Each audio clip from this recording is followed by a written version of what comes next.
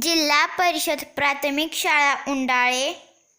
निर्मिती सौ सुजाता नायकवडी. इयत्ता दुसरी. विषय मराठी. वाचूया, लिहूया. चमचा 4, चाक 40, छकुला छान, छमछम छाया, जहाज जेवण,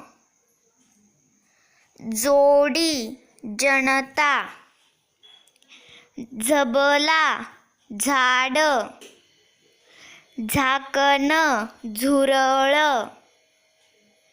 शेळी शतक,